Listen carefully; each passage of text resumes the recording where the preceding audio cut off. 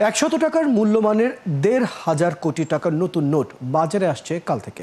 এরপর ৫০০, ১০ ও ৫ টাকার নতুন নোট আসবে সেপ্টেম্বরে। ২ টাকার ও ২০০ টাকার নোট আসতে আরও একটু সময় লাগবে। একাত্তরকে এসব তথ্য জানিয়েছেন বাংলাদেশ ব্যাংক মুখপাত্র আরিফ হোসেন খান। তিনি আরও বলেন, নতুন টাকার মান নিয়ে যে বিভ্রান্তি ছড়ানো হচ্ছে তা সম্পূর্ণ ভিত্তিহীন। অনুপ অধিকারী তরুণের প্রতিবেদনে বিস্তারিত। গেল কোরবানি ঈদে ১,০৫০ ও ২০ টাকা মূল্যমানের নতুন নোট বাজারে ছাড়ে কেন্দ্রীয় ব্যাংক। এরপর থেকে আরও অন্য নতুন নোটের জন্য অপেক্ষায় আছেন গ্রাহকেরা। অপেক্ষার অবসান করে মঙ্গলবার থেকে বাজারে আসছে ১০০ টাকা মূল্যমানের নতুন নোট। এই মূল্যমানে মোট ১,৫০০ কোটি টাকার নতুন নোট আসবে বাজারে, তবে একবারেই নয়, ধাপে ধাপে। বাকি ৫০০, ২০০, ১০, ৫ ও ২ টাকার নোট কবে আসবে একাত্তরকে সেটিও জানান মুখপাত্র। ১৫০০ কোটি টাকার ১০০ টাকার নোট ছাড়া হবে। পুরোটাই এখনই ১৫ কোটি টাকা আসবে তা না, কালকে থেকে শুরু হবে। কিন্তু টার্গেট হলো আমরা ১৫০০ কোটি টাকা মার্কেটে ১০০ টাকার নোট ছাড়ব। পরবর্তীতে সেপ্টেম্বরের শেষ নাগাদ ৫০০ টাকা, ১০ টাকা এবং ৫ টাকা ছাড়া হবে সেপ্টেম্বরের শেষ নাগাদ।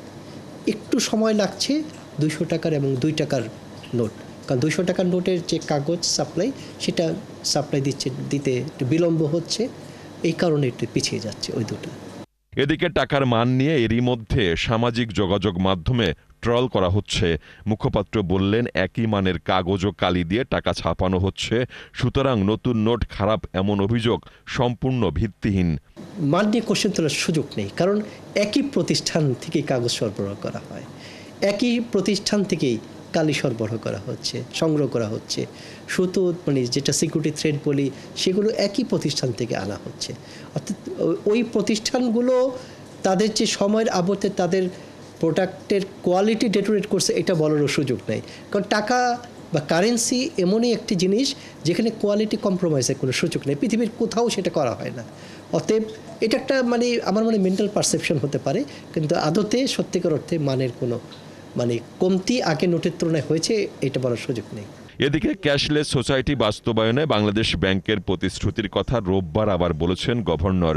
আর কেন্দ্রীয় ব্যাংকের মুখপাত্র বললেন, ক্যাশ টাকার ব্যবহার থেকে গ্রাহকদের ধীরে ধীরে বেরিয়ে আসার প্রস্তুতি নিতে হবে। আপনাদের মাধ্যমে আমি জাতিকে জানাতে চাচ্ছি, তারা এখন থেকে যাতে মাইন্ড সেট আপ করে যে ভবিষ্যতে হয়তো বা কাগজের নোট আর আমাদের দেশে থাকবে না। অনুপ অধিকারী তরুণ, একাত্তর, ঢাকা।